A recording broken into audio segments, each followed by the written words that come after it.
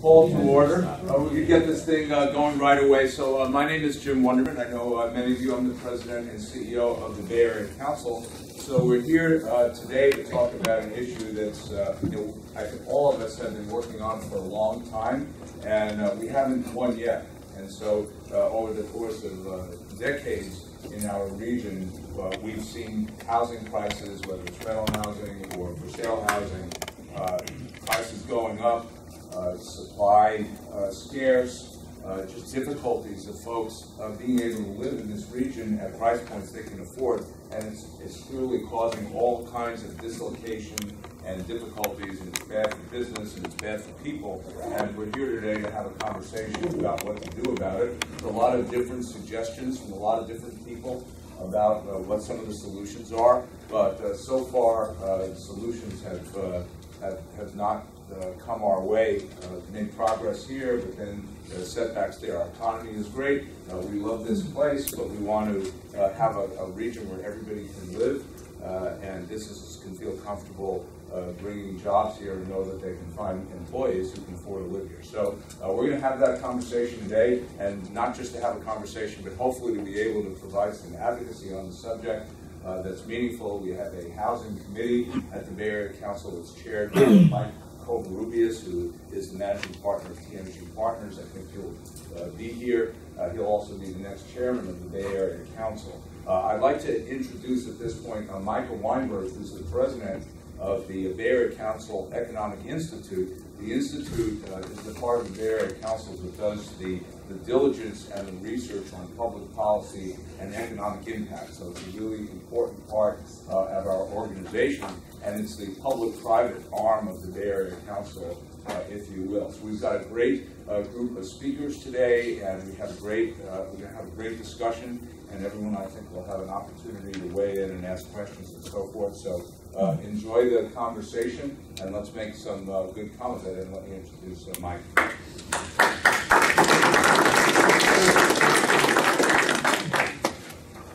Thank you very much, Jim. Good afternoon. As Jim pointed out, I'm the new president of the Bay Area Council Economic Institute. And as somebody who is in the process of relocating to the Bay Area, let me personally verify that we are experiencing an affordability crisis. And this is true at every range of the income spectrum.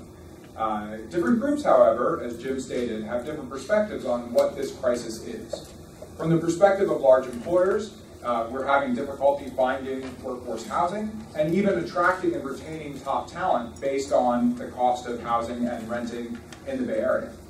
From the perspective of members of different communities, the crisis is born of their concern that they're not going to be able to continue to afford to live in the places that they may have grown up or that their communities are based.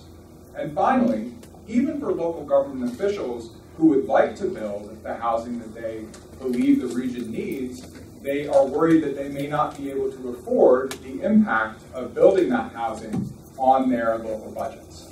Lots of different perspectives, but the big picture is that over the course of the past 7 years, we have built less than half of the housing in this region the state estimates that we need based on population growth. Over the course of the past 4 years, in inflation-adjusted terms, and we'll hear a lot more of these statistics from Chris in his presentation, the median housing price has gone up by 60% and rents by 25%. One proposed solution to this crisis is to put a halt to development in certain areas of the region. Proposals for building moratoria have been floated in Emeryville, in Walnut Creek, and here in the Mission District of San Francisco. And on the peninsula, talking rent control. This afternoon, we'll hear 3 distinct perspectives on these proposals and their potential impact. Now, there may be vehement disagreement among the members of the panel this afternoon, but I hope that we can disagree without being disagreeable. Central to the mission of the Economic Institute is bringing together a diverse set of stakeholders to craft collaborative solutions. We're currently engaged in the development of a regional economic strategy for which this conversation will be one important input. And the Bay Area Council will remain the leading voice working to combat this affordability crisis while preserving the quality of life of the region. We want to extend our thanks to the Council's Housing and Sustainability Committee for co-hosting this event with us this afternoon. So we have got a terrific panel for you today. Our opening speaker, who will lay out some of the relevant data points, is Chris Thornburg. He's the founding partner of Beacon Economics, and his firm works with a broad range of public and private clients, and he is a respected thought leader on issues of development and growth. We will then have two distinguished panelists reacting to his presentation and then joining us in the conversation. The first is Supervisor David Campos. Thank you for being here. He represents the Mission District and has championed the Mission Moratorium proposal. He is also a respected thought leader in his own right and a powerful and statewide recognized voice for social equity. Finally, Bart Allowing, which I think will be in good shape, will have another critical local and regional government perspective provided by Julie Pierce. She's the current board chair of the Association of Bay Area Governments, and she's a member of the City Council of Clayton and a former mayor there. She has the tough job of apportioning responsibility for developing housing to the 110 governments across our region. Julie just got here. Your timing could not be better. So after we hear from the speakers, we will turn to the audience for your questions. Thank you so much for joining us this afternoon. Chris. Thank you very much.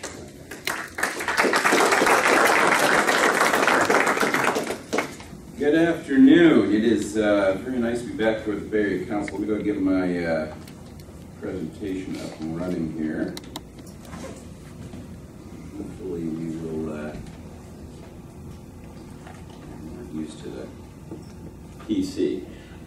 It's great to be back, to be perfectly honest with you. It's been a little while since I've been back here, but it's Mike Callman asked me about coming up and talking a little about this housing stuff. And to give you a little bit of background, I left UCLA in 2006, and at that point in time, my nickname in the press was Dr. Doom, because I was running around telling everybody how the housing market was about to blow up on us because of a massive bubble that was going on. My prognoses, as they turned out to be more or less right, but even in the worst part of the downturn in prices, when there was a lot of panic about how far prices would go down, I was recognizing that even then, California had a housing shortage problem. And it's interesting, even when foreclosures were peaking, we still had the second or third lowest housing vacancy rate in the nation. They give you some sense of that. And with all that in mind, it's pretty obvious to me that when things did settle out, there was going to be an enormous bounce in housing costs. And that's exactly where we are today. What I want to talk about today, I guess I'm the numbers guy. I'm supposed to lay out some of the problems. And I think at some level, I'm going to give you some early statistics that may surprise you. Because we talked a lot about the affordability problem here, but I'm going to argue that it's less of an affordability problem and more that San Francisco is currently, if you will, a victim of its own success in a very real way. But, of course, the issues with housing and the lack of supply are about to become very acute over the next few years. And the wonderful growth surge that's been going on here could very well be threatened. And that's not just, by the way, a San Francisco issue. That's a statewide issue. The kind of issues we're talking about today, and I'm very glad to be here today, but I want to make it perfectly clear that what we're talking about is not something very specific to the Bay Area or San Francisco. It's across our entire state. So let's go ahead and give you some of the numbers. I want us to start out with some of the attitude about things, again, going back in time. You know, not too long ago, I was on a bond buyer conference down in San Diego, and the person moderating the panel was a New York economist, I think from Standard & Poor's, and she had this question for us. She said, well, you know, back in 2009-10, everyone was saying California was going to fail like Greece or Detroit, but things look different now. What's happened to turn things around? And my initial answer was, first of all, that not everyone was saying that. Indeed, the idea that this economy, this state is something like Greece is well, you know, candidly preposterous. Do we have business climate issues? Sure we do. I have no doubt about that. But what happens here, of course, is more often than not the impact of business climate on the state's ability to grow is highly overstated. It's an issue, but by no way, shape, it's not the only issue. There's plenty of other issues, and California has so many good things going for it that we've been more or less been able to overcome most of those problems. For me, a lot of the main issues that we face moving forward is actually CEQA, the ability to develop, particularly when it comes to housing. To give you some sense of where we are right now, and I'm going to go through this really quickly, I mean, according to the numbers last year, California was about the 14th fastest growing state, about 2.2% job growth on a year-on-year basis. In absolute terms, that would make us number 2 just behind Texas. We've completely erased the jobs gap that formed over the course of the downturn, and indeed, we're starting to surpass the overall U.S. economy in terms of growth over the last decade or so.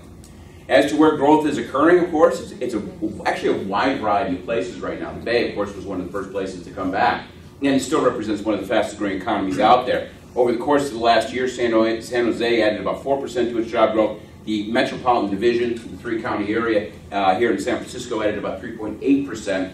And by the way, all these numbers are going to be revised up. We're at the end of a benchmark period. The new January numbers are going to come out. And I'm telling you, across the board, all these numbers are going to be pushed up somewhat significantly. So what you see here is an economy that is truly on fire and adding all sorts of jobs. But our ability to add jobs up to this point in time has largely been a function of the fact that there's been slack in the labor market for us to employ out of. At some point in time, we're going to hit a critical point. At some point in time, there will no longer be slack in the labor market, which means our ability to, shall we say, hire more people is going to become a function of us being able to house more people. And that, of course, is where the housing issue becomes so important for us in terms of a policy issue, thinking over the next 5 years or so. I'm sure why it keeps doing this to us. Let's go ahead and maybe if I just ignore it and it'll go away. So let's get local and let's talk about some of these numbers. We've already heard, of course, Jim mentioned basically what these scary numbers look like, and I can't probably put it to you any better than this. On the left-hand side here, I have median home prices, and I have it for the U.S. That's that incredibly low line. For California overall, that's the middle line. Median prices in California are approaching $400,000.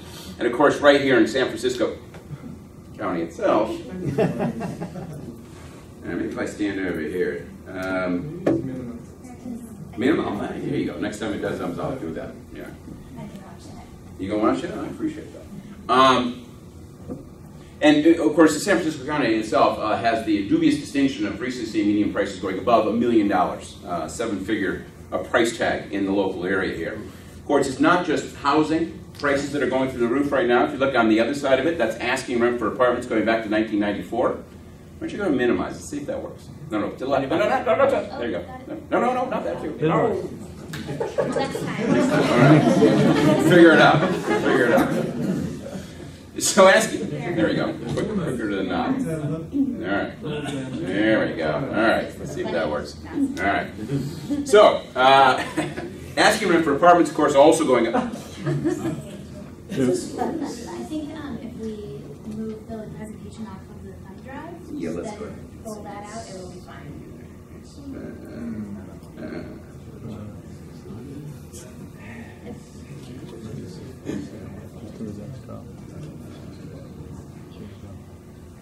The heart of Silicon Valley.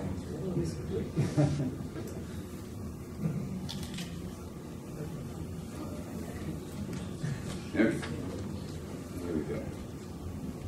All right. So rents, of course, have also been rising pretty sharply since, of course, of the downturn. Almost no decline in rents. Rents are now running about $2,300 for a basic apartment here, again, in the San Francisco MSA region, MD region, as the case may be. Now, there's a couple things I want to start to kind of get your mind wrapped around what's actually happening out here. As much as the current numbers seem very scary, I mean, that $1 million median price seems completely out of sorts.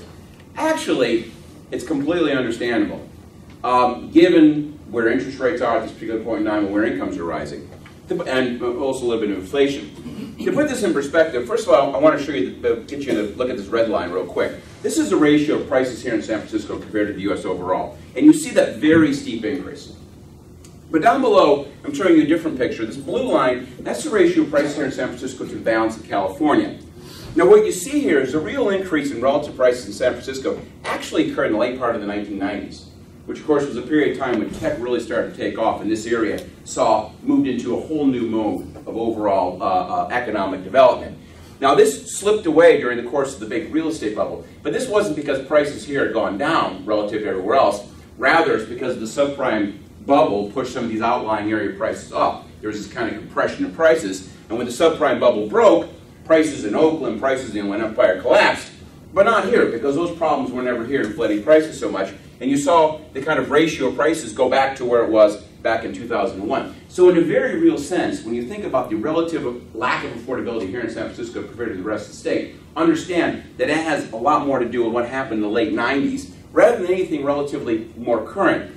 And indeed, if you look at the cost of buying a house here, and this is based on current interest rates, throwing in some tax things, and I'm inflation adjusting as well, interestingly enough, prices back in 1999 were more or less the same as they are today, accounting for all those different factors.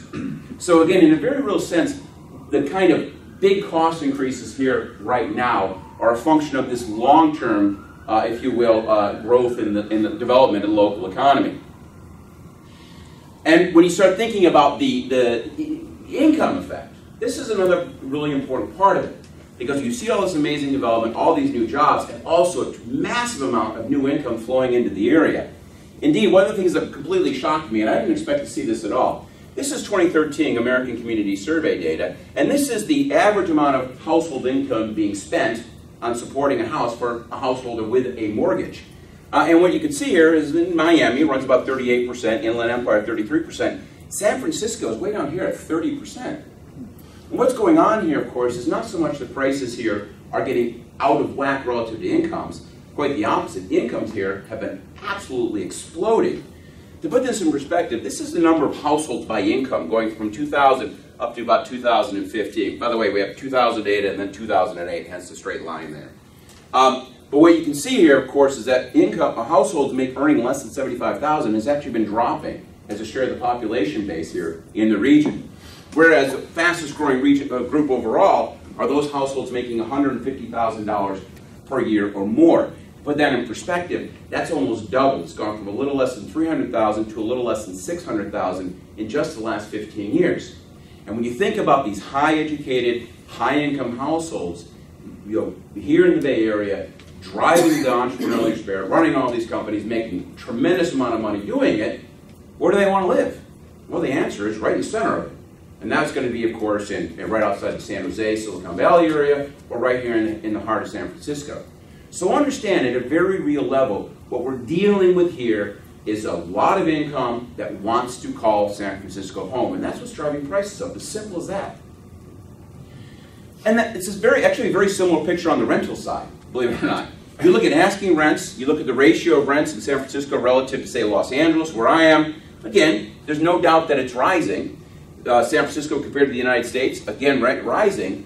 But look at overall share of rental housing costs. This is the percent of households paying over 35% of their income on current rents. Well, San Francisco, believe it or not, is 41%. That's considerably lower than Los Angeles, San Diego, or the Inland Empire. What you're seeing here is the higher rents being pushed up largely by, again, higher incomes. And this is a good way of thinking about it. This is San Francisco average worker income to rents in the area.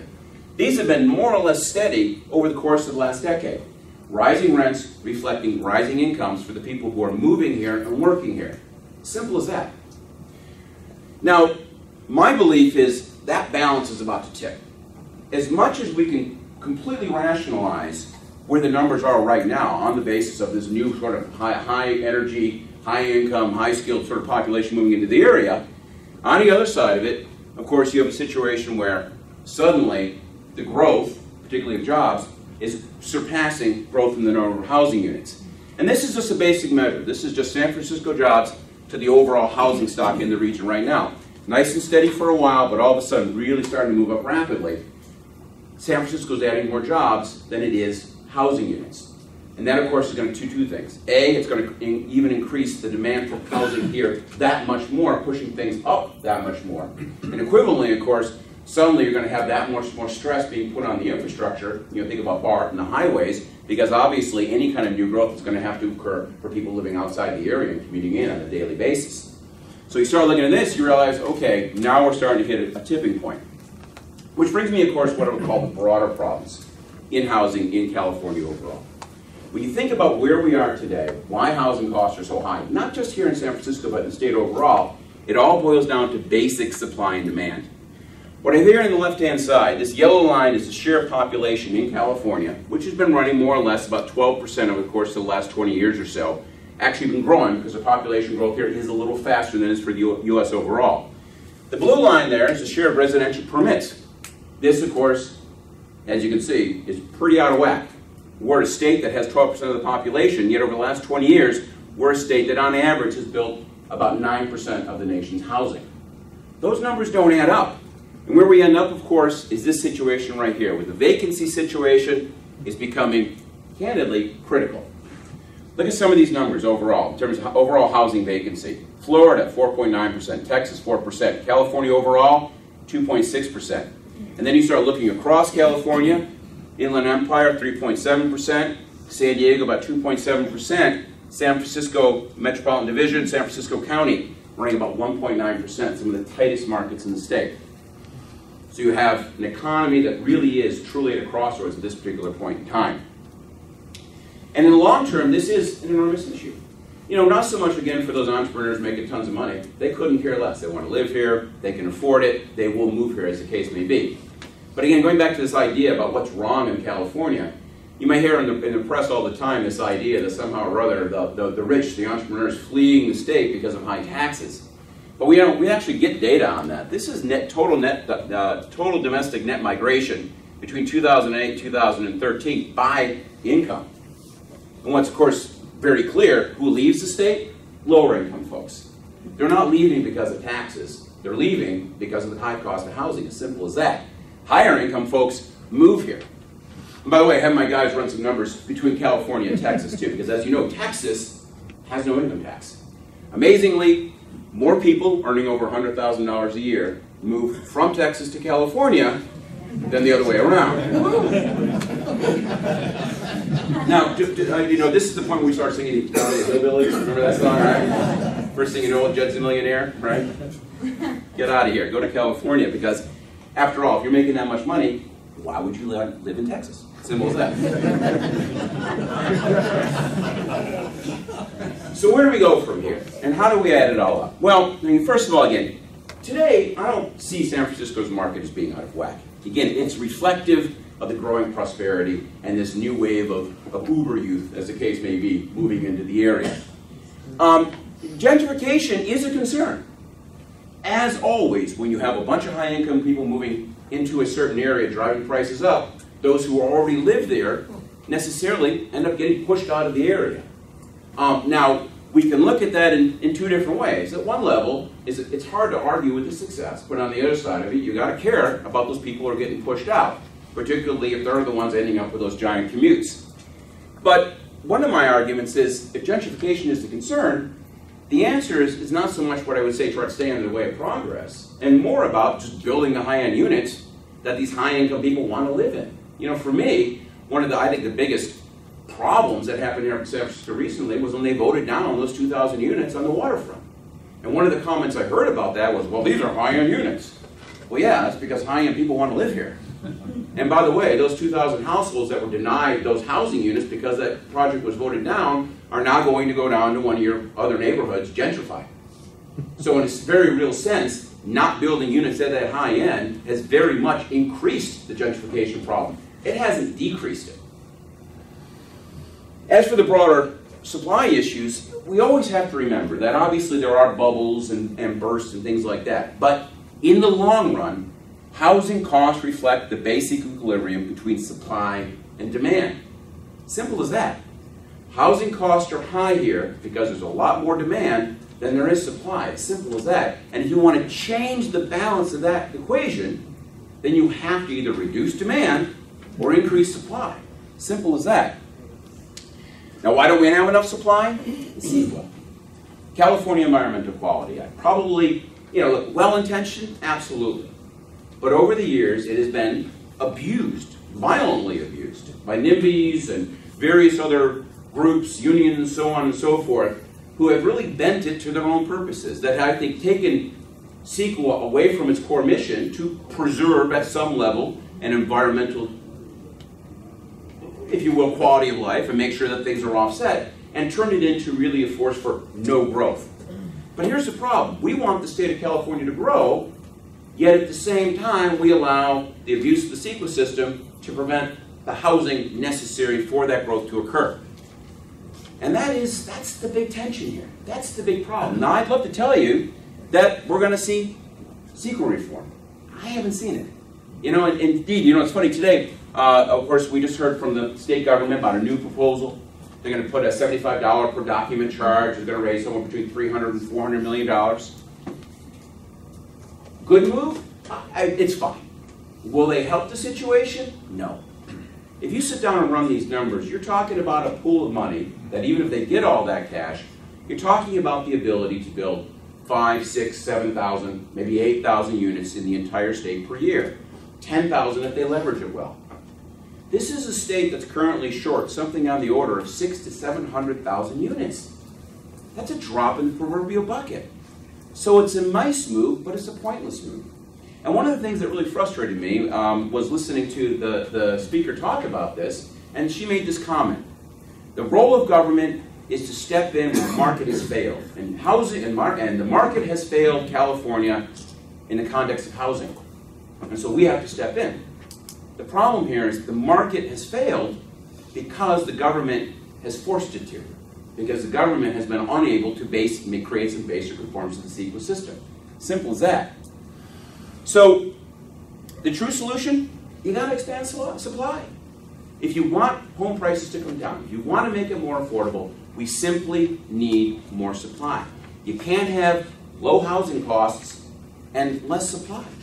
And that means, at some level, a lot of Californians and a lot of neighborhoods are going to have to accept the fact that their world's going to change. There's going to be densification, there's going to be more use, probably more traffic and more need for public transport. But if we want the state to grow, that's how you have to do it.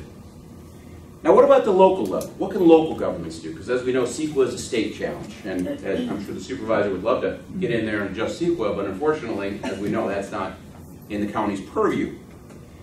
Well, I just want to go through this real quick. First of all, there's a lot of conversation out there about what I would call cost controls and/or subsidies. And you know, you can call these whatever you want. There's all sorts of funny names for them. Rent control, inclusionary housing, affordable mandates, impact fees. But keep something in mind.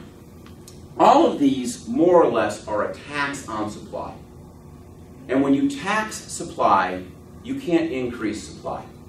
When you tax supply, you necessarily reduce supply. And that's been shown over and over again. For example, affordable housing, inclusionary housing mandates or affordable housing. There's been studies of these programs in different cities. And they've shown more often than not to modestly increase the number of affordable units, but only at the cost of reducing the overall supply. And ultimately, you create worse shortage problems even while you're helping a small minority of people. And of course, on the other side of it, there's all sorts of secondary distortion issues and regulatory burdens. I mean, just look at Santa Monica, for example, its rent control situation. Many of the rent control units in Santa Monica have been taken over by, you know, basically millionaire movie stars who use them as cheap hotels. Because for them, it's cheaper to maintain a rent control apartment in Santa Monica than it is to take a room at the Fairmont on a daily basis. So there's all sorts of secondary problems that come from these things. Another thing that goes on, of course, is conversation about wage increases, tax policy. In Los Angeles right now, we're having a big debate about the minimum wage. And people have said, we should raise the minimum wage because that will help people afford housing. But again, supply and demand. If you increase people's incomes, but you don't increase the supply of housing, well again, the only thing that does is push prices up. It doesn't help the housing shortage problem, it just makes it worse. Because housing costs are a moving target. So you can't increase incomes to fix this particular problem. You've got to work on the supply side, not the demand side. My favorite, of course, is it's not to say governments can't do, local governments can do stuff, can't do anything. They can. But what it takes, of course, is the commitment to increasing supply. And I think one of the best examples we have of that was Jerry Brown did in Oakland. You know, Jerry Brown said, we want more units in Oakland. And they came to him, and the neighborhood said, well, I don't want this. I don't want densification. I don't want a shadow on my backyard in the afternoon. And you know what he said? I don't care. I'm Jerry Brown. I don't care. You can quote me on that. I'm sure he said it numerous times. Where there's the will, you can allow a city to develop what it needs in order to continue to prosper. And on that basis, if you're worried about gentrification, pushing out lower income households, the way to deal with that is not subsidies, but rather use zoning laws. Because ultimately what you need to think about is creating low expense units for those kind of folks. Which means in the context of building here in San Francisco, for example, You say, hey, you can build here, we will let you, you can build 400 units in this particular block. But they have to be this size, and they have to have this many parking structures. And they're designed in such a way as to be affordable for certain people, and candidly, not appealing to other people. And then the market will take care of itself. But in the end, it's really about what I would call working within the context of the market, rather than fighting against it. Because in the end, fighting against the market is, more often than not, a losing proposition. Thanks.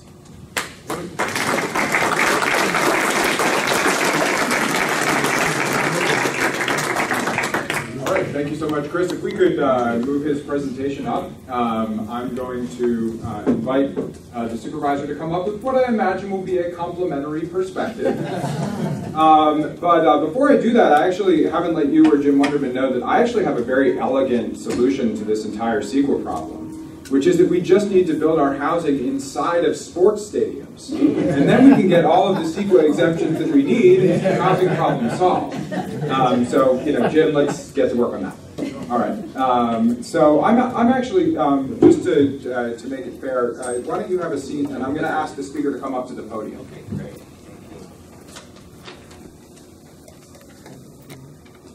Good afternoon, everyone. Mr. Thornburg said exactly what I was going to say, so I don't know what else to say. But I'm a Stanford grad, so I feel like I'm back at the Hoover Institute today. With all due respect, I think that what you presented is a perspective. And it's a perspective that, nicely puts up numbers. It's a perspective that is based on a number of assumptions. Assumptions that I think at the end of the day come down to this idea, which is an idea, and it's an interesting idea, but it's not a new idea. That when it comes to housing, that you go back to the days of supply side economics and to the days of Ronald Reagan, and just like with Ronald Reagan focused on how to cut taxes for the very wealthy among us. The benefit of those tax cuts will trickle down to the middle class and to the lower class.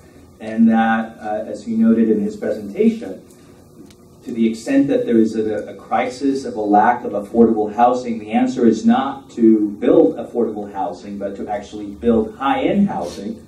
Because if you do that, if you build high-end luxury housing, the benefit of that will trickle down to the middle class and will trickle down to the low-income people who will just benefit from that high-end housing production. Didn't work in the 1980s, it's not going to work today. The fact is that trickle-down works for the people at the very top of the economic scale. The very wealthy people who, by the way, are buying not necessarily just to live in San Francisco, but are buying because they want to have a pied-à-terre in San Francisco. So it is not that housing can be described as any other commodity. It is a very unique commodity. And so let's talk about why the idea that all you need to do is build without focusing on what type of housing you build doesn't make sense. It doesn't work. And let me be very clear. Those of us who believe that we need a change of course, are not saying that we should not build. Let's be very clear about that. And those of us who believe in a change of course are not saying that in any way we should negate the law of supply and demand. But what we are saying is that housing is a lot more complicated than that. And that if you look at San Francisco right now, and we have here a fellow member of the, not just the chair of ABAG, but also the MTC, and you look at what San Francisco is being required to do by the regional agencies, regional housing need assessment, RHNA goals are 28,000 units that San Francisco is supposed to build by January of 2022. Of those 28,000 units, 16,333 units are supposed to be affordable. And of those 16,000, 11,000 of those units are supposed to be affordable for low-income individuals, and 5,460 for moderate-income individuals. So again, we have to build about 16,000 units of affordable housing here in San Francisco.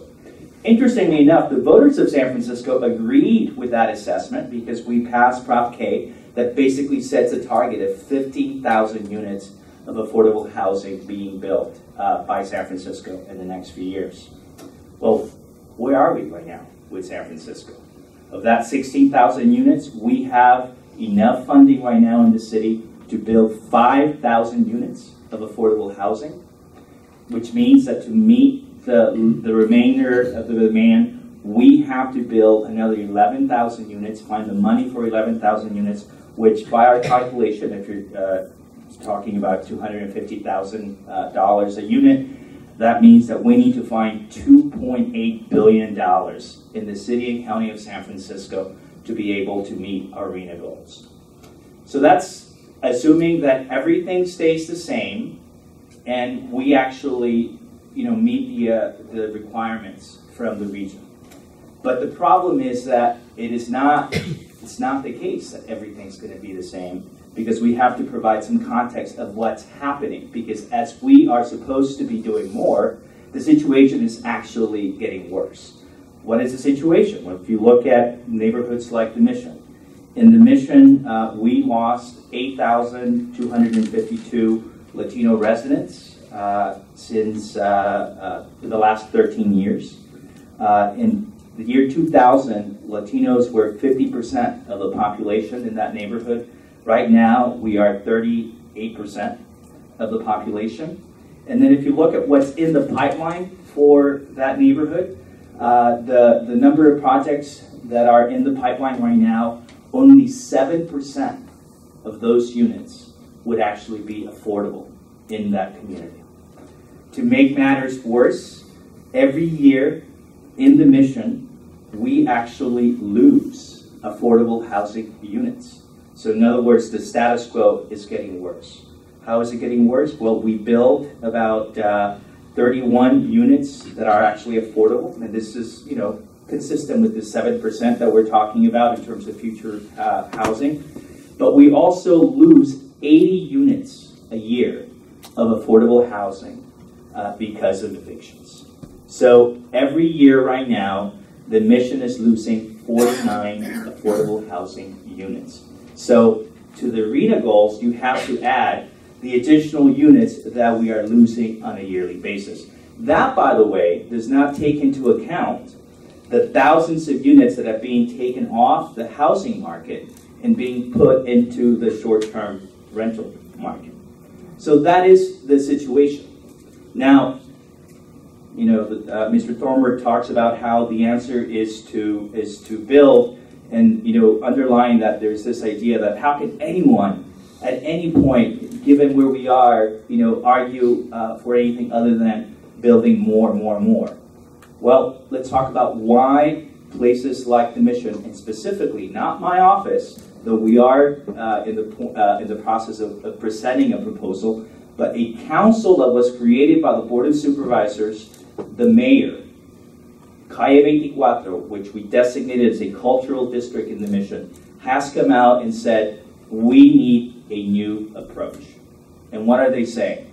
What they're saying, first and foremost, is actually, let's expedite the construction of affordable housing projects, which we have a number of projects that they have identified. Let's build those as quickly as possible. So again, it's not that we're against building, but simply let's make sure that we're building the kind of housing that is needed. What's the second point? The second point is that unless there is a pause, and unless we actually change the existing trend, by the time we figure out how to build those 60,000 units of affordable housing, if we don't have a pause today, the situation by the time we begin to build will be so much worse that whatever solution we come up with today is not going to work. And why is that significant? It's significant because you're also talking about San Francisco. The thing about San Francisco, we don't have a lot of space in San Francisco, and within San Francisco, in a neighborhood like the Mission, there isn't enough space to build as much as we would like to build. And so when you focus on the limited amount of land that is actually available to build, if you begin to build market rate housing in that land, you are taking away the possibility of actually having an affordable housing project being built in that neighborhood. And that's why this community is saying, give us a pause so that we try to understand what the solution is. And what is the solution? What are the solutions that are being provided by City Hall right now? Now, we applaud the mayor with Prop K that there's a goal of 15,000 affordable housing units being built in San Francisco. But who is going to pay for those units? Where is the money that is going to pay for those units? We are grateful that there is a conversation about a housing bond, but when you talk about the need for 11,000 units requiring $2.8 billion, when the mayor's office talks about, I don't know what the amount is, but let's say that it's even just $500 million, but I actually think it's lower than that. Where does that leave you in terms of actually addressing the needs of San Franciscans? And the point is this, that yes, it's a complicated issue, but to the extent that the issue is that we need to build more affordable housing, the solution should be to actually build more affordable housing. Doesn't mean that we don't build any other type of housing, but that we do need to change the existing balance of the type of housing that is being built in San Francisco. The interesting thing is that there are people who have come out against this idea without even knowing what the proposal looks like because we haven't even drafted it. But one of my colleagues on the Board of Supervisors has strongly come out against what the neighborhood is saying. And at the same time, he's proposing his own set of controls on what he calls monster homes, which, by the way, I support that idea, the idea that a community and neighborhood is able to decide for itself what development looks like in its neighborhood. I believe that. But if it works in one part of the city, it should also work in another part of the city. And this is what I will leave you with. That what is happening right now in San Francisco is good for a lot of people. And the presentation that the council started, and I appreciate the invitation and want to thank the council for the work, began with the statement that things are great or the economy is excellent. The economy is excellent for some people, but it's not excellent for everyone. Because San Francisco, as much as we have the distinction of being arguably the wealthiest city in the country, we also have the distinction of having the largest income inequality of any major city in the country. And the United Nations, which tracks inequality country by country, if San Francisco were a separate independent country, the level of inequality that we have in San Francisco today is up there with Rwanda. That is not the kind of San Francisco that I want to live in. And so when the statistics show that San Francisco is listed in Mr. Thornburg's presentation as one single entity, and that the percentage of housing that people are paying as their income, it's not that different from other parts of the country or relative to the past in San Francisco. That is not the reality of what's actually happening out there, because within San Francisco there are differences. There are neighborhoods like Visitation Valley where people are spending close to 60% of their income on housing. So it is not as simplistic as to say that we can treat San Francisco as one whole entity. Within San Francisco, there are differences. And those differences, in my view, require two things when it comes to housing. One, that we actually have a citywide strategy that focuses on production, but not just production of any housing, but production of affordable housing. And second, that we also have a strategy that recognizes the need to give individual neighborhoods an opportunity to have control over what kind of development goes into those neighborhoods. Because unless we are able to do that and have each locality in each neighborhood decide for itself what works, we are going to lose San Francisco as we know it. Because the thing is this, that in a presentation, those are numbers, populations change, but numbers. But what's unique about San Francisco is the diversity of the people we've had. And it is that diversity and that character that is being lost. And I believe that there is a way that we can work within the market to make that happen. But simply letting the idea of trickle-down guide this policy is not responsible. It is not the solution. It will only make things worse. And I look forward to engaging in a conversation based on facts, based on data, and based on the reality that people are facing out there, so that we come up with a strategy that recognizes that, yes, we have to build, but we also have to build units that San Franciscans are able to buy. And I think that until we get to a point where we actually build one single unit in the Mission that a teacher can afford, we will not succeed. Because right now, not a single unit of housing that has been built in the Mission is affordable to a teacher in San Francisco. Thank you.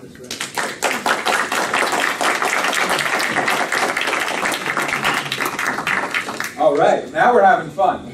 And this is what we like to do here at the Council and at the Economic Institute. I mean, there are important, very intelligent, informed perspectives. I'm looking forward to maybe opening Pandora's box and getting you guys to talk to each other here in a little bit. But before we do that, Julie, if you would join us for a third perspective, and maybe, if this works for you, about 10 minutes so we have time for a robust conversation.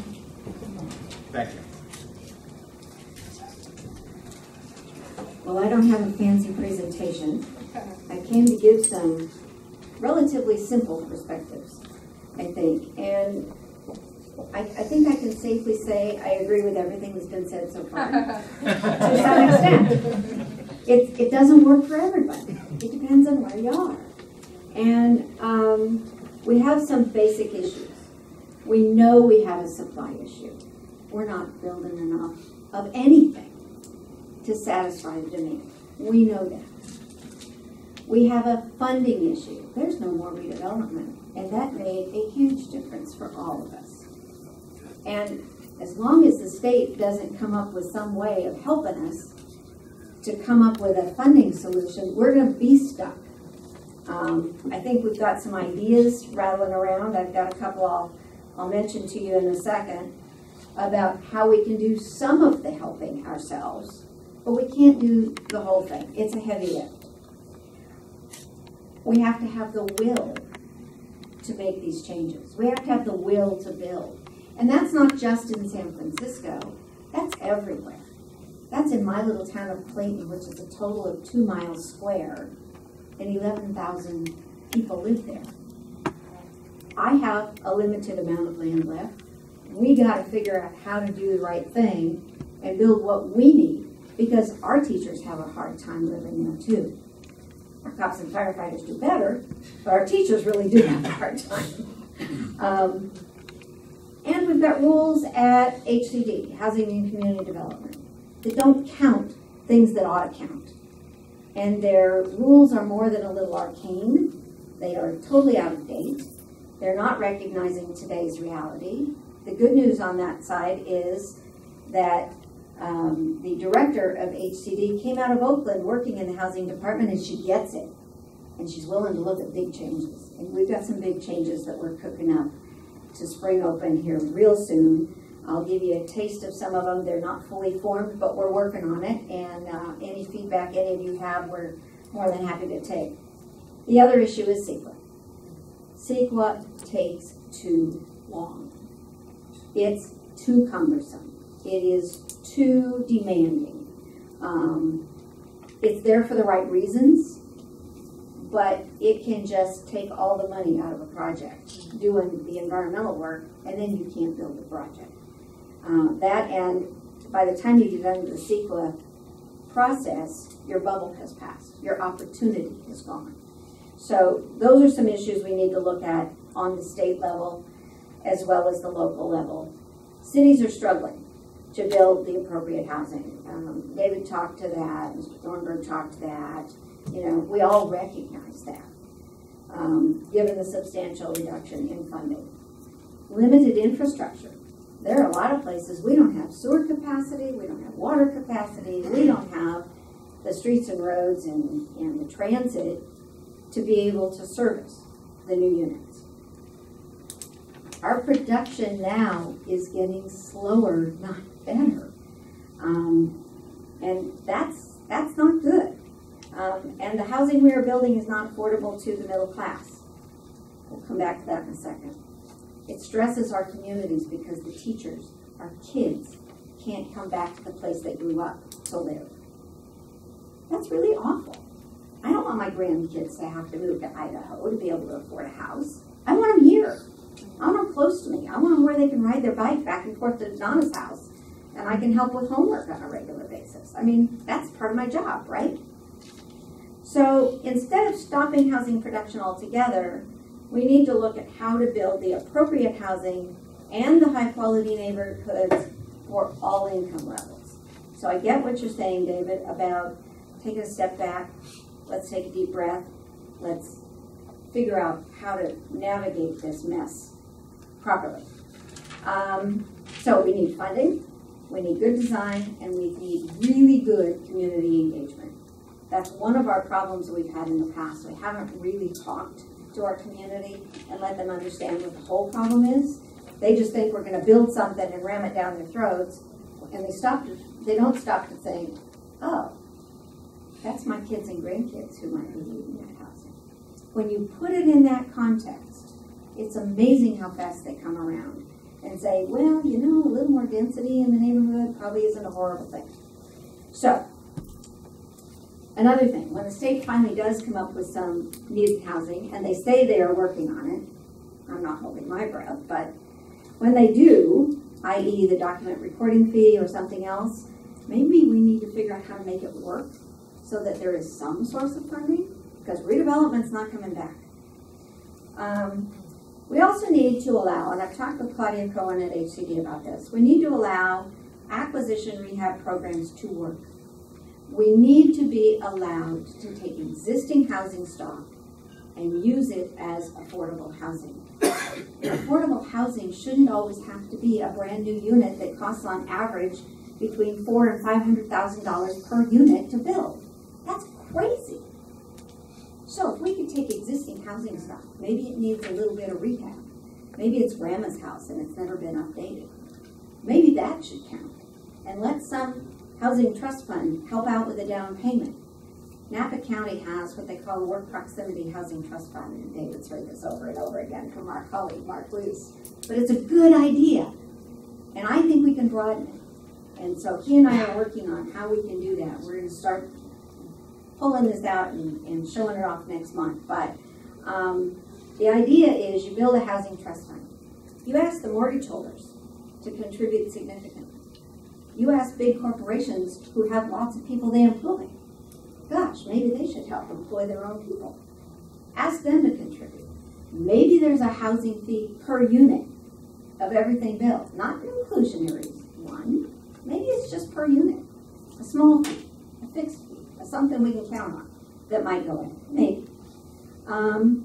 But you find a way to fund this, and then you give out silent second mortgages to those who make enough money to make the payments, but they can't come up with a down payment. What Napa does is somewhere on the order of $40,000 to $50,000 to qualify earners, workers who are willing to live within 15 miles, of where they work. And what they do is they qualify them first for income, for the low-income affordability program. They have to meet all those income guidelines. And then they say, okay, find a house somewhere within 15 miles. If it's a county program, obviously within the county, they want it to stay there. And they give them this down payment, and they say, you're into the program now. There's no restrictions on how long they have to live there or how short a time they have to live there. There's no affordability covenant as we've had in the past. What they do is they say that whenever you refinance or you sell, whatever the percentage was of the purchase price that you got as that silent second mortgage, that's the percentage you pay back into the trust fund when you refi or you sell. That means that the trust fund is building over time. I mean, assuming that inflation doesn't go way, way up, it's building the trust fund, and it's getting people started on a path of home equity. Most of our housing covenants and the way that the equity sharing works, they get virtually nothing out of it when they leave that covenant. I've got one in my own city right now. She's going to be lucky if she clears $5,000 when she's done selling the place. And she has to. She has to move. Her daughter has an illness. She can't have stairs, things like that. They've got to move. But that's not a hand up. That's allowing them basically to rent a place for a while, and they haven't gotten any further ahead. Now, this whole program doesn't address the rental market. We've still got to figure that one out. And all suggestions welcome, truly, because at ABAG, we're trying to put together some ideas that are a little off the beaten track. We're trying to come up with something new. The funding sources we've had in the past aren't there. And if we can find even a piece of the answer to the puzzle, that'll be better than where we are right now. Because right now we're stuck and we're going down fast. So that's one of those things that I think is important. That the key to this is by allowing affordable housing units as acquisition rehab, existing housing stock to count in the affordability stuff, that allows the market to build what they build best. That's the market. The developers can build what they need to build, and they can make money instead of spending a fortune on paying for affordable housing out of that sticker price. So to me, that gets to what Mr. Thornburg was talking about. That means the developers can build that high-end stuff. We can use the existing housing stock for a lot of the affordable, for the ownership side. I grant that doesn't answer all the rental. Otherwise, if we don't build that high-end stock, where you were going with this, I think, was those same buyers that want to live in the city or in some of our high-end places, they're going to buy grandma's old house that hasn't been renovated, and they're either going to massively renovate it or they're going to tear it down and build a monster house. They're going to build what they want. And it's still not affordable. It doesn't solve the problem. The number of units hasn't gone up. So I think that's something we need to look at. Another obstacle, just real quickly, Marin County has come up with something, and yes, believe it or not, they're actually trying to allow some affordable housing. They've passed a way of putting in junior second units, so they are attached affordable units on some of their big houses, that kind of thing. Where they're running into trouble, special districts, water, PG&E, etc., their hookup fees, their additional meter fees are so high that all of a sudden it's not affordable anymore. I ran into that myself out in Contra Costa County several years ago. We wanted to add on an in-law unit, expand it. If I had put a sink on the snack counter where we have the microwave and the coffee pot and the under-counter fridge, I would have had to pay for a second meter for the water company at a cost of $30,000. And PG&E would have required a second meter as well. Pretty soon I had close to $60,000 in just access fees. It can run through the same meters. This is somebody I know. You know, it's an in-law unit. So anyway, there are still issues there. So overall, we need balance. We need housing for everybody. We need to figure out how to get there. We need to build the housing as close to where the jobs are as we can, because the strain on our infrastructure is awful. And ultimately, it's still about local control. As the president of ABAG, I can't tell you how important it is to all of our neighborhoods and communities. And that means every neighborhood in the city, which is far bigger than my whole city is, needs to have that control. They need to know that we're not going to try and make everybody all one color. It's got to have the character. That's what this country's all about, is equal opportunity and allowing us to live in a place that suits our needs and the kind of things that we need to do. Not everybody wants to live in downtown San Francisco. Not everybody wants to live out in the boonies.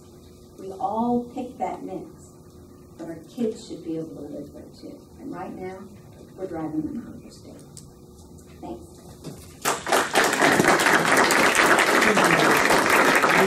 So I'm going to ask the panelists to join me up here. We've got about 20 minutes, which means that we're all going to have to participate in making this work. This is a question and answer session, which means that your participation... Wait, I don't get a rebuttal. We'll get to your rebuttal. I have a rebuttal. We'll get to your rebuttal within the. I'm sure that one of the questions that is asked, you can either ignore or answer I it. really need a rebuttal. Or Chris, do you have a rebuttal? Thank you. We'll get to your rebuttal. I would ask that, because I would like to get participation from a few people, that you make your statements in the form of a question. And you make them relatively concise. I would also ask the folks who are responding to go with your best material quickly so that we can get to having a number of folks here. So Michael, was that an interest in asking the first question? Somebody else asked it. Okay, sir. Hi, I'm Andrew Azarmi from Athenalong and Aldridge, and I had a question, which is, you talked about zoning being a problem and how you might be able to find a solution in zoning.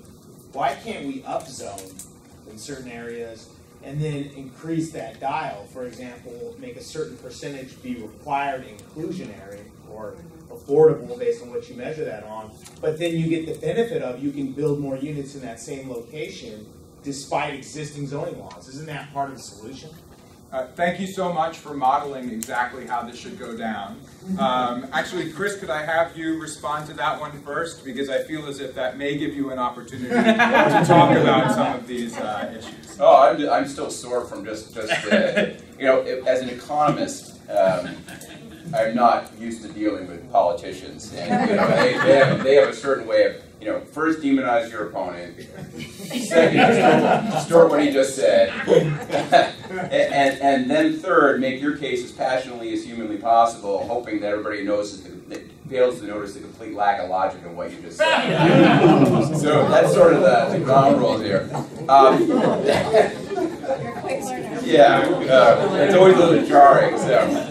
For a couple of things. First of all, I just want to be clear. I'm not a trickle-down Reagan economist. I don't agree. I'm a radical centrist, and I completely appreciate the issues of workforce housing and the gentrification issues that are going on. To your point, I said at the very end, if you remember, that yes, there should be efforts made to build workforce housing, no doubt about it.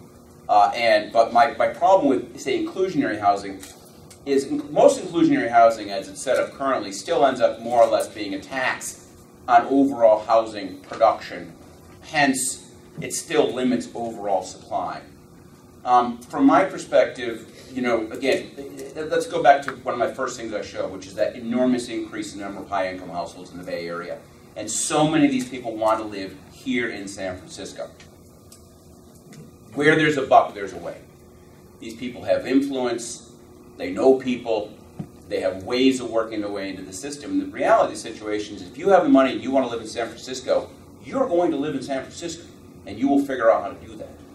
What that means, of course, is you have to accommodate that demand, but at the same time, you also have to work very hard to make sure you have a stock of affordable housing. That may be one solution if it's set up right. I go back to the idea that if you zone certain areas, certain neighborhoods for certain types of housing that is clearly workforce, you don't necessarily have to get involved with actually mandating or maintaining a certain price, because that's the rub. If you don't have enough housing, prices are going to go up, and then you're suddenly forced to try and maintain a certain amount of housing at below market levels, which brings all sorts of secondary distortions into the system. But if you make sure you build enough housing, you don't have to worry about those distortions, and you can still have what I would call policies designed to build workforce housing, and at the same time, not, you know, build enough housing for everyone. So you got, I mean, yes, use zoning, but the inclusionary laws that have gone into place for the most part, the studies I've seen show they tend to be still overly restrictive and end up limiting supply. Thanks, Chris. I honestly think that what we're dealing with here is not a disagreement of values, but rather a disagreement about facts. When I, you know, as an economic analyst, hear there are some different hypotheses in what you're saying, we could test those hypotheses and ultimately there will be an outcome. But everybody believes there should be affordable housing, everybody believes there should be workforce housing. It's just a question of what are the best set of policies to get to that point, which obviously we have significant disagreements on, Supervisor Campos. No, what I would say is, it's not a personal criticism. It's simply a criticism of the assumptions underlying the theory. But on upzoning, I actually support upzoning. I think that upzoning can be a very important tool to increase the availability of all kinds of housing, including affordable housing. The problem that I have in San Francisco is that when projects have been upzoned, it's not to create more affordable housing, but actually to create more luxury housing. And what I would say is that the specifics of a city and a neighborhood do matter. I'm not sure I get that. The specifics of a city and a neighborhood do matter, because I don't think that in San Francisco you can simply build your way out of this crisis. Our economists noted, they did a study that shows that to be able, that if all you do is build market rate housing, to actually be able to impact cost and price, you have to build 100,000 units today. That is not going to happen in San Francisco. San Francisco has not built that in how many decades? So you have to understand that something that maybe on paper, makes sense, the reality of how cities and neighborhoods work is different. Thanks. Did you have something else you wanted to add? Yeah, just real quickly, I wanted to mention the Housing and Community Development, state law already requires you to upzone enough property to a density where you can fulfill your entire regional housing needs assessment on that property. The problem is then you get a density of all affordable housing to the point that no developer in his right mind is going to touch it. The only people who can afford to build on there are nonprofits, and they still have to have supplemental funds, and there aren't any supplemental funds. So right now in my community, I've got 5 properties. Now remember, we're out in the burbs, 30 miles from here, and we're zoned at 20 plus units per acre, which is a lot for out in the suburbs. And we've had several developers look at it and they won't touch it. So they buy the property and they say, not going to do it. I own it now. It's my land. I can build what I want. And pretty soon I've got to find another place to put all those units that were supposed to go there and put them somewhere else. It's part of the problem with state law. And state law needs to be fixed. So I think we have a collaborative solution. We need 100,000 housing units. There are developers who are members of the Bay Area Council who will build those 100,000 housing units right away. So I think we can work this issue out. Sir, in the back. Yeah, just one factoid. Supervisor Campos asked the question, when did we last build 100,000 units? If you're talking about doing that on a sustained annual basis, which is what the economist was talking about, of minimum 5,000 units a year for 20 years consistently, to put that in historical perspective, for as long as the city's been tracking detailed data on housing production, since 1962, I've got the numbers if anybody wants to email me, San Francisco has never produced that number of units except during the heady days of urban renewal. We were literally bulldozing neighborhoods and building new housing and high-density towers. I don't think anybody in this room would want to go back to that era. So it's not as simple as a numerical equation. The reality is we are in a built-out community that's been built out 2 or 3 times, and you can't just throw 100,000 units in without doing potentially some devastating damage. So just numerically, remember, historically, the only time that rate of production has been done is during urban renewal. Well, I have a question. That was a statement. I want to start where Julie left off, Councilmember Pierce. Julie's Hi, how are fine. you? I'm among You friends, said right? we need balance, which I think is what everybody can agree. So my question, I'd love to hear from each of you, your top 1 or 2 ways, how do you actually get balance? Because aspiring for balance and achieving balance, we have found here is an extremely big difference. And we were involved in trying a housing balance measure last summer, many of you probably know about it, went nuclear in San Francisco. So how do we achieve the aspiration of balance? I'm curious. Great question. Thank you. Chris, you want to field that first? Well, if I may take your factoid for a second. Actually, if I was looking at some data today, and there were, even in the last decade, there's been years where they've had 3,000 or 4,000 units built. I said 5,000 to 6,000 years. Right. So, I mean, it's not that far off from what we're talking about. And also keep in mind, yeah, it's pretty dense here, but not as dense as it could be. Manhattan, you're looking at 24,000 24,000 people a square mile. Here it's 16,000. Still pretty dense, but there's ways of putting people in, and there's still lots of empty space here and there if you want to make those efforts. From my perspective, again, I hear you on balance, but again, here's the idea. If you try to stop the top end and only build the low end, or go back to the, I mean, you made a great point. You said, look, we build 40 affordable units, but we lose 80. But again, the key to not losing the 80 is to make sure that along with those 40 affordable units, there's the 80 nice units to prevent the 80 high-income people from swiping those 80 low-income units that you just lost. So I'm going to go back to yet again that this in general boils down to the idea that you're just going to have to build more units. And at some level, we're also going to have to accept the fact that there's going to be certain neighborhoods where there is going to be some gentrification. I know that's a horrible thing to say, but at some level, again, the success of this city means it's not going to look like it did back in 1985. So, you know, a little bit more densification, try to build as much workforce housing, but accept the fact that change is occurring. Supervisor? Well, I have a different vision. I would not describe that as success. I actually would describe that as failure, because I actually think even those of us who are highly educated and who make a pretty good living, we choose to live in San Francisco because of what San Francisco is. And it is the very fact that there are people who are diverse, who don't make the 6-7 figure salaries that have been a part of these neighborhoods that make San Francisco what it is. And without that, I would argue, you don't have a San Francisco anymore. But the thing is this, that going back to the question, I do think balance is needed. And that's, I think, what's missing. And I think the point that folks in neighborhoods like the Mission are saying is that that balance is not going to come out of the free market. That there has to be some intervention by the government. That in fact, the way that housing works, that there are so many financial incentives for the developers to actually focus on the kinds of housing for which there isn't as high demand in those neighborhoods. Because if you have the pairs and the high-end luxury housing, you can make a lot of money on that. So my proposal would be to actually do what we set out to do, because I actually think that Prop K didn't really do anything in San Francisco. It made people feel nice and be able to say that they did something, but it didn't do anything. Let's actually have a housing balance requirement that 30% of the housing that is built in San Francisco is affordable to San Francisco.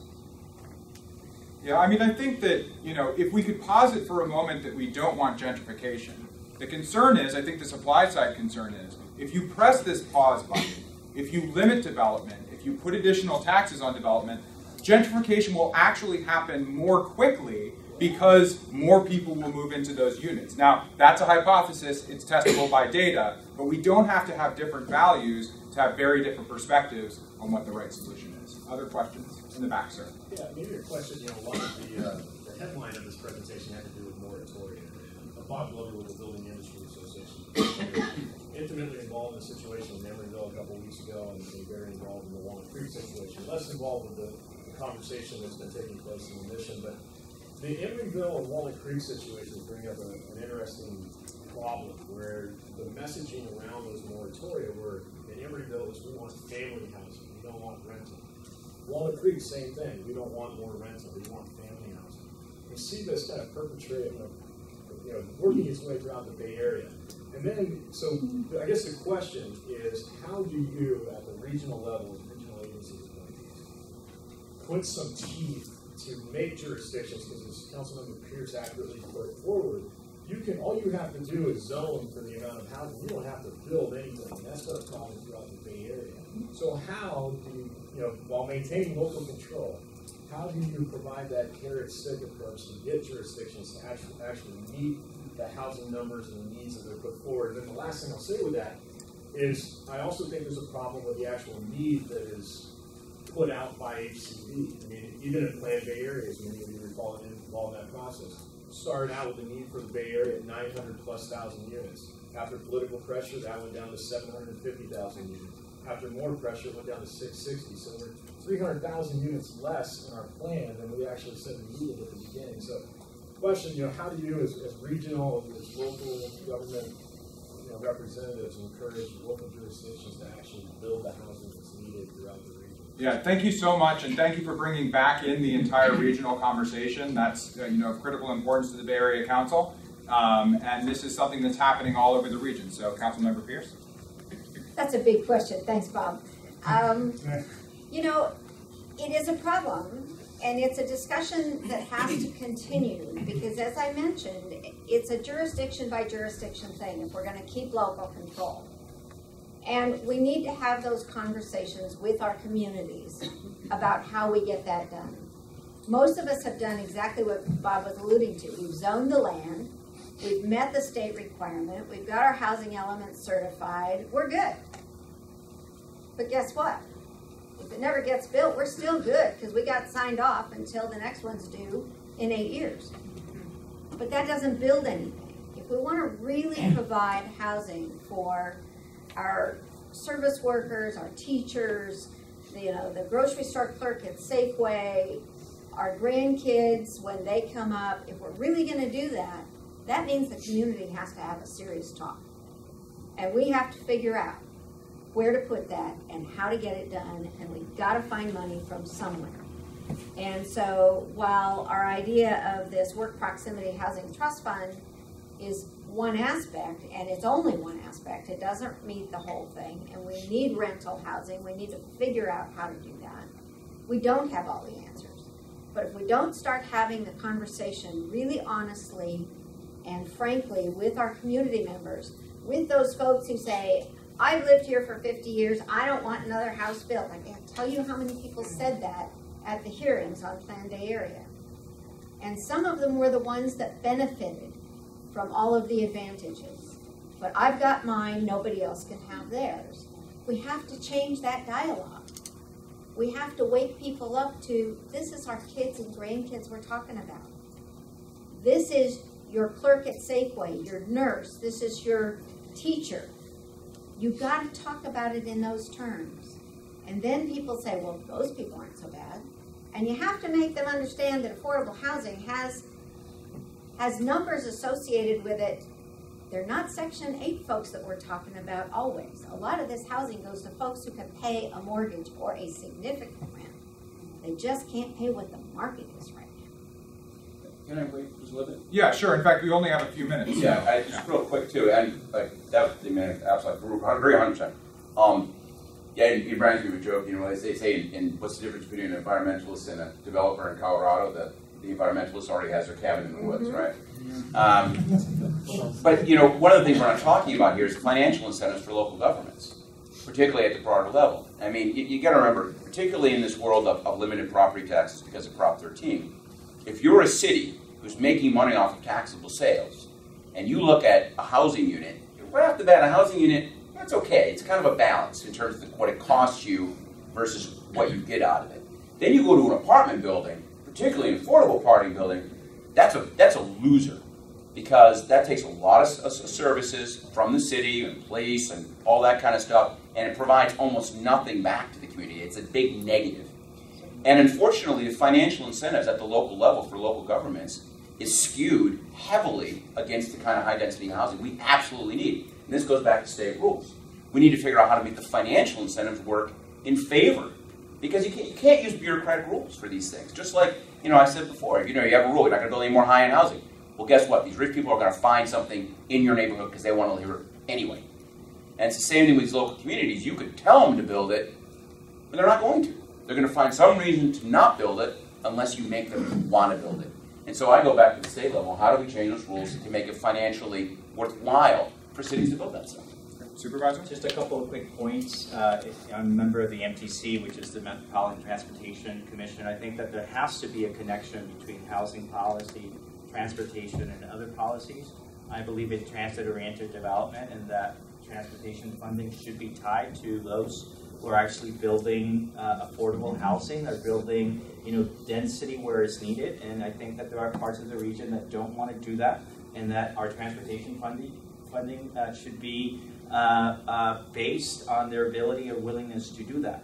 The other thing that I would say, though, and I think that this is important, I think that regional government has a very important role to play. The problem is that we have great ideas and great plans, but there is no money that comes with it.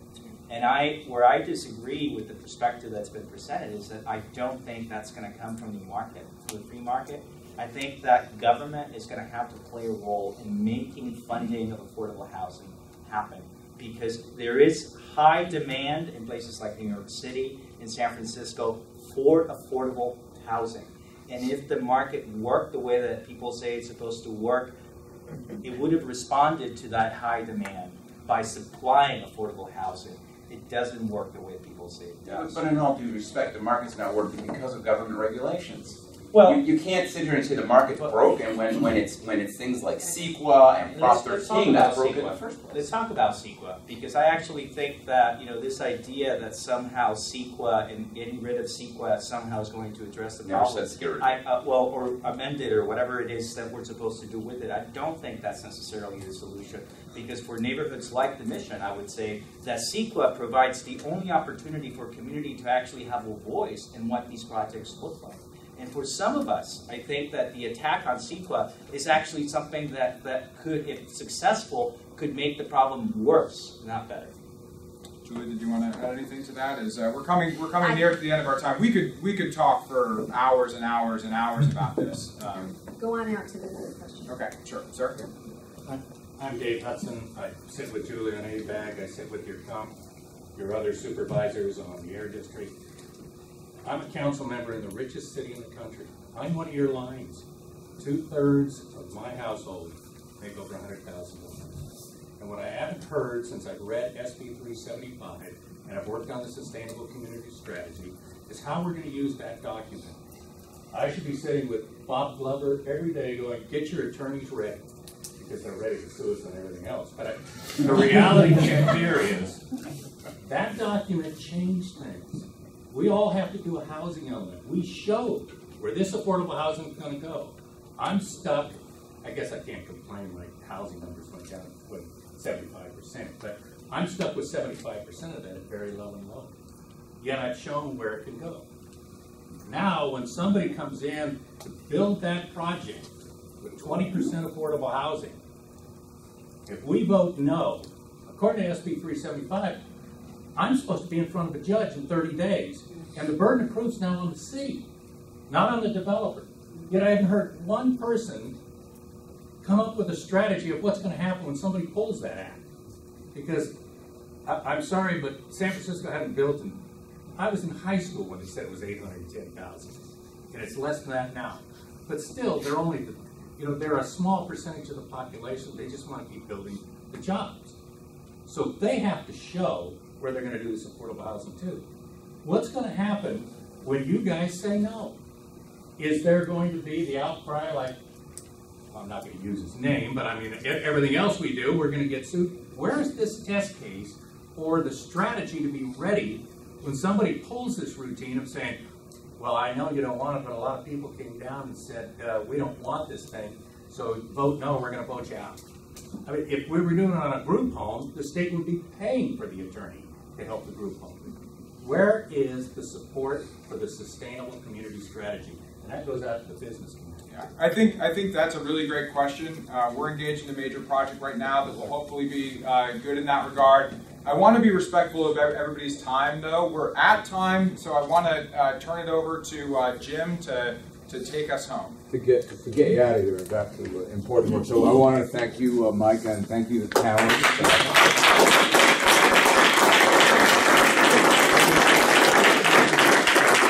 I heard there was a time, maybe 50 years ago when the Beat generation came to San Francisco. They came here, biggest reason was cheap rent. And so there was a period of time when San Francisco built a lot of housing, and there was a period of time when rents were cheap, and a lot of folks came here for that reason. It hardly seems possible, but so say the history books. Our organization for years has been pursuing a strategy of increasing supply. Here in San Francisco, in the urban areas and the suburban areas, at all levels of affordability. We used to do a report on how each city performed on the RHNA. The cities hated it, but we did it. Gave them letter grades, both for total housing production and for affordability. Maybe we should do something like that again, but I think the solution is probably more complex. All three of the panelists, they differ in approach, but said the same thing. that we're at a tipping point. You said the words, but you all said that.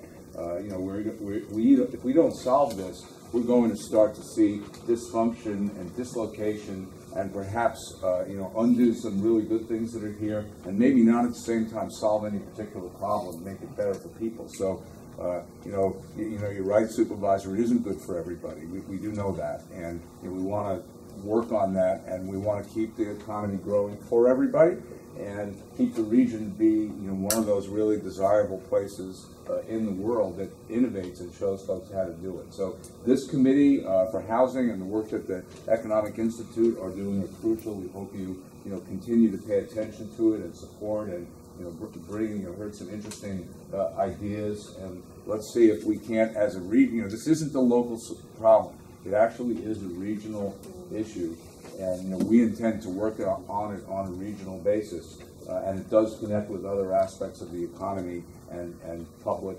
responsibility, like transportation and schools, and the production of jobs and what kind of jobs and where they're located. So it's a complex set of equations, but we're supposed to be caring and smart people, and we should be able to address this. So thanks everybody. Wish we had more time to talk about it, but it's just a start of that conversation.